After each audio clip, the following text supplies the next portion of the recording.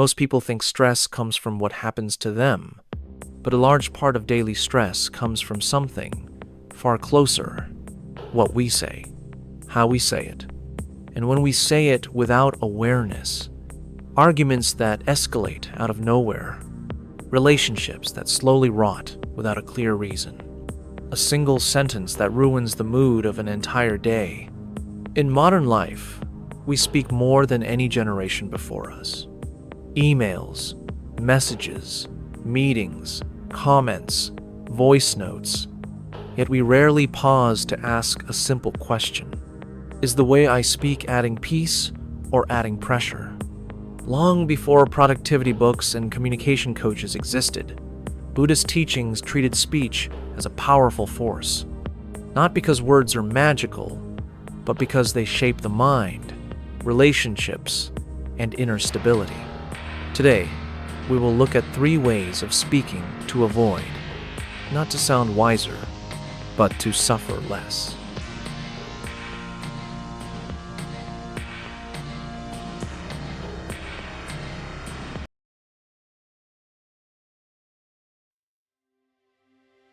In the West, communication is often framed as a skill to optimize.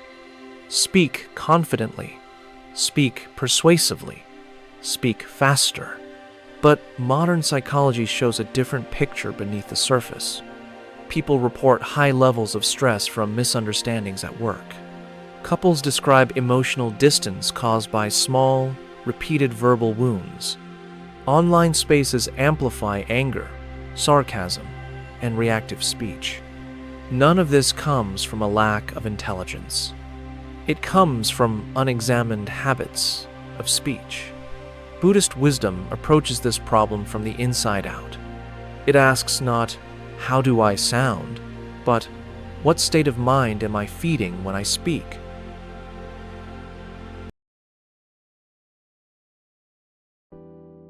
Harsh speech does not always sound loud. It can be sarcasm disguised as humor. It can be just being honest. It can be frustration leaking into tone, timing, or word choice. In daily life, harsh speech often appears during pressure, deadlines, family responsibilities, financial stress. You snap at a coworker. You speak sharply to a partner. You correct someone publicly instead of privately. Psychologically, harsh speech triggers threat responses. The body tightens. The nervous system shifts into defense. Once that happens, no amount of logic can restore calm. Buddhist teachings describe harsh speech as words that wound rather than clarify. The Buddha advised refraining from speech that is cruel, insulting, or spoken with ill will. A well-known verse from the Dhammapada states, "Better than 1,000 hollow words is one word that brings peace." This verse comes from the Dhammapada, a collection of sayings attributed to the Buddha in early Buddhist texts. This is not moralism. It is practical psychology. Harsh speech often gives short-term release and long-term damage. It feels powerful for a moment and costly for years. Avoiding harsh speech does not mean suppressing truth. It means delivering truth without poison.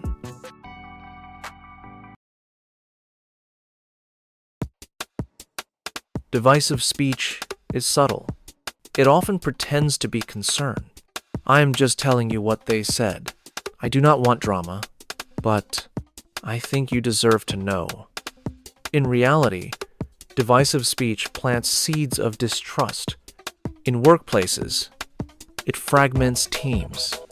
In families, it creates invisible alliances. In friendships, it erodes safety. Modern research on group dynamics shows that trust collapses not from one major betrayal, but from repeated small signals of disloyalty. Buddhist teachings warn against speech that creates separation or conflict between people who were previously at ease. The reason is simple. Division creates mental unrest.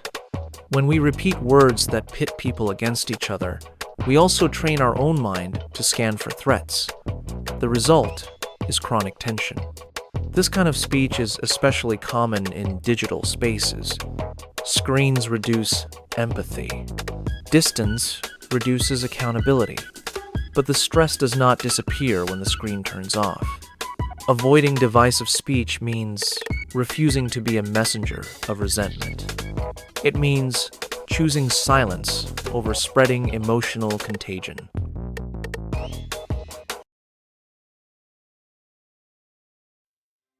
Here is something rarely discussed. Most people are not stressed because others speak badly. They are stressed because they themselves speak carelessly. Every unnecessary argument, every impulsive message, every comment typed without reflection. These moments accumulate. Buddhist psychology recognizes that speech shapes karma, not as fate, but as habit.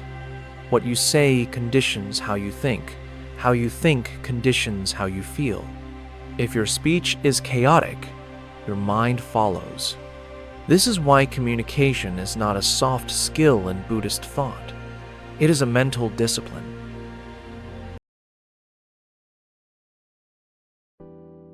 Careless speech includes gossip, exaggeration, and compulsive talking. In modern life, silence feels uncomfortable. We fill space with noise.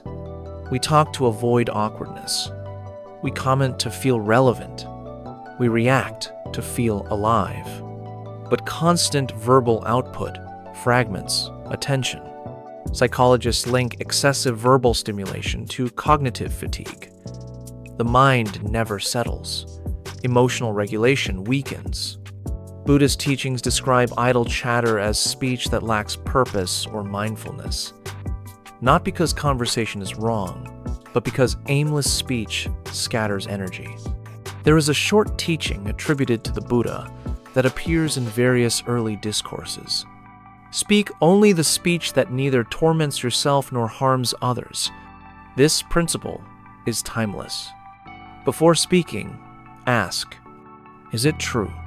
Is it necessary? Is it timely? If the answer is no, silence is not loss. It is protection.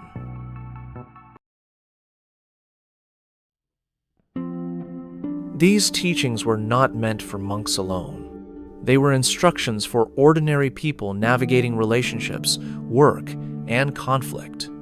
When you avoid harsh speech, your nervous system stabilizes.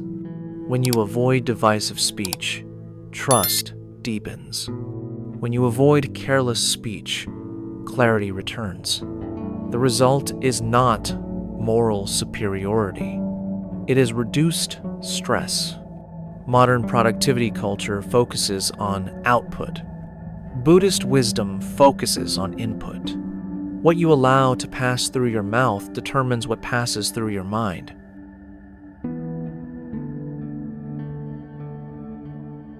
Notice your speech today, not to judge, but to observe. Which moments feel tight afterward? Which conversations drain you? Those are signals.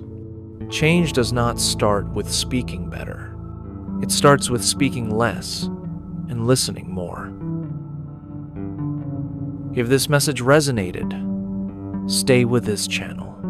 Here, we do not chase productivity at the cost of peace. We return to ancient wisdom that still works in modern pressure. Subscribe if you want fewer mental battles and more inner steadiness. And share this video with someone who speaks often but rests little.